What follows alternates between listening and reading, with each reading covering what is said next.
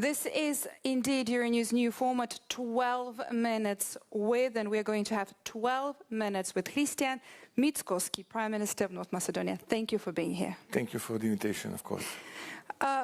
You are a very experienced candidate, if I may say. Now, the country submitted the application in March 2004. Practically, we started this journey more than 2 decades ago. 2 decades and a half, 25 years ago. 25 years ago, we signed that Stability and Association Agreement with the European Union. We've become a candidate country since 2005, together with Croatia. We received first positive report for starting negotiations in 2009, together with Croatia. And unfortunately, we are in the same place where we were 25 years ago, due to some artificial reasons. Not because of the Copenhagen criteria, not because of the fulfilling some objectives, but because of some artificial disputes, such are our national flag, our national name, our country name, change of constitution this, change of constitution that. Again, there is another hurdle, another constraint imposed in front of us for changing of constitution. So it's not about fulfilling recommendations and Copenhagen criteria. You're calling them artificial. How does it make you feel knowing that for over 2 decades officially in the candidate status, yet again there is more and more roadblocks? We do believe that our future is in European Union. We are a part of the European continent, and we do believe that integration of Western Balkans in EU means added value for EU itself, and this means reunification on a sort of way of European continent. And I do think that the future of my country and the future of my nation, Macedonians, is within European Union. And therefore, despite all those humiliations and disappointments, and despite the current frustration which is inside of our citizens, we do share the same values. Let's talk a little more in details about some of those. Right after finding an arrangement with Greece, you then faced a veto from Bulgaria. Yeah. And this is the current situation. This issue of unanimity and then the vetoes, obviously, is a very important conversation. And you know exactly how long it can take. We know what unanimity means for us and what type of sacrifice we've did in the past. But nevertheless, this is a past. I would like to talk about the current situation. When there was a Prespa agreement on the table, and when this name issue was on the table, a lot of people from all over the world came into our capital in Skopje, trying to convince us that, look, you are the front runners in the region. You are far, far ahead compared with the other countries from the Western Balkans. Immediately when you will provide solution for this dispute, then probably immediately you've become a member of NATO, and it will take probably 4 or 5 years, and you will become a member of EU. Those 4 or 5 years expired 2 years ago. And we are at the same place where we were 2.5 decades ago. Why? Because now a new hurdle, new constraint is in front of us, again, change of a constitution.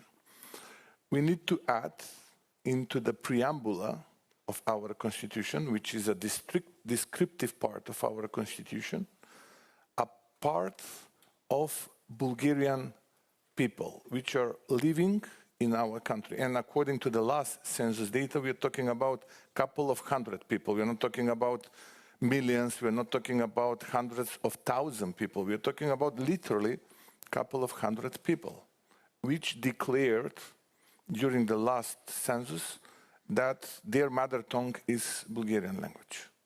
But however, citizens of my country, full of frustration, are asking me, okay, Prime Minister, what is now? What is now the problem? Why we need to change our constitution again? Okay, if we do this, this will be the last one, or probably there will be some additional in the future.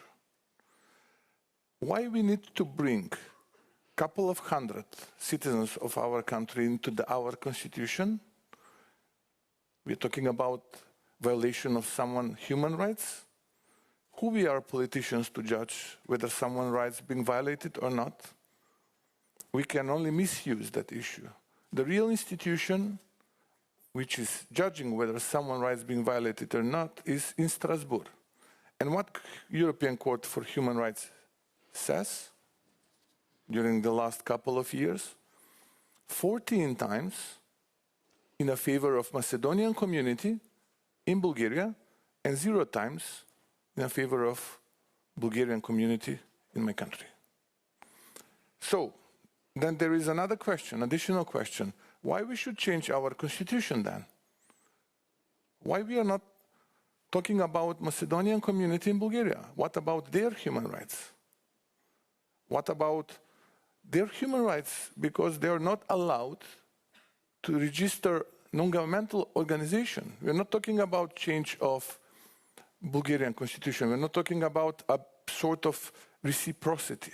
We're talking about registering non-governmental organization. And what we are saying, okay, the best corruptive government in Europe accepted that deal to change constitution, suspending the parliament in my country, suspending the voice of the parliament in my country, and they are now in the history.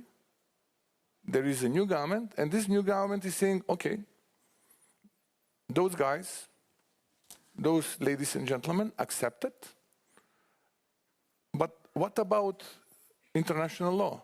What about resolution that is protecting human rights in the countries which are in the perimeter of European Union? How do you communicate that specifically with this community? How do you build this dialogue with them, trying to convince them probably, or explain it to them? You mean about Bulgarian community? They have all the rights. Our constitution is that-like. They have literally all the rights. Practically, they are a part of our institutions. But okay, again, I'm saying, okay, they are in, we are out. This is a bit of bullying, okay? We would like to see ourselves on the table in Brussels. And what is now the price? And whether this is the last price that we should pay. This is the real question. How do you see the other EU membership hopefuls, the candidate countries who are facing quite similar obstacles on their path? What would be some kind of piece of advice that you could share with your experience? Again, given that you had to overcome first one veto, then the second one veto, and then, as you said, who knows which one might come next? I can't remember similar case. Maybe in the past that was a dispute between Slovenia and Croatia.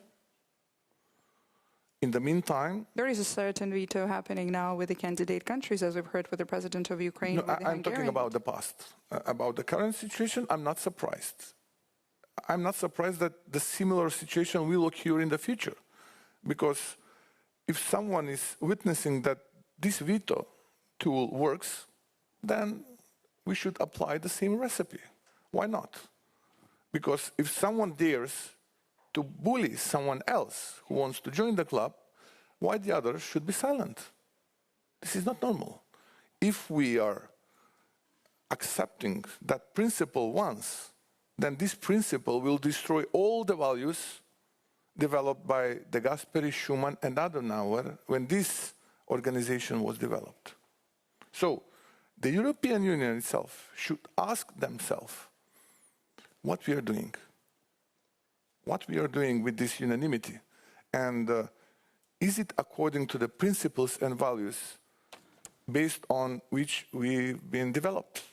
And in this current situation, my final question to you would be, how disappointing it is for average Macedonians to, as you say, for over 2 decades to be, these are generations who've been waiting for over 2 decades and yet facing these roadblocks. Very much. Are they losing the motivation to join the European Union? No, definitely. The support is the highest in the region, maybe, or among the highest in the region.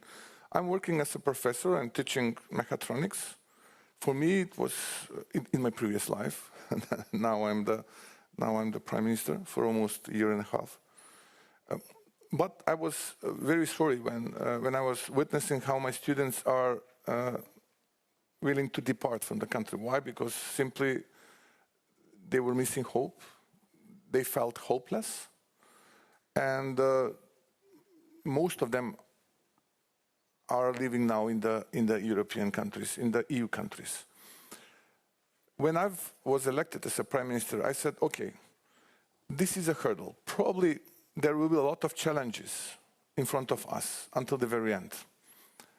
This is the destiny of the small nations. The big ones are doing what they can, and the small ones are doing what they must. Unfortunately, we are small. But let's do our homework. Let's finish our homework. Let's create a good environment. Let's bring back home youngsters, and let's develop something that will be good for them. And let's deliver homework that will impress EU. And maybe then someone from EU will say, enough is enough. Let's do something for them. Otherwise, this is damaging our values, and practically this does not have a future. And that's why I do believe that we need to finish our homework, and we are delivering since we were elected as a government. Thank you very much. We'll have to wrap it up here. Thank you for this experience and for sharing it with us here for the enlargement talks. That was 12 minutes with Prime Minister of North Macedonia, Mickoski. Thank you. Thank you for the invitation.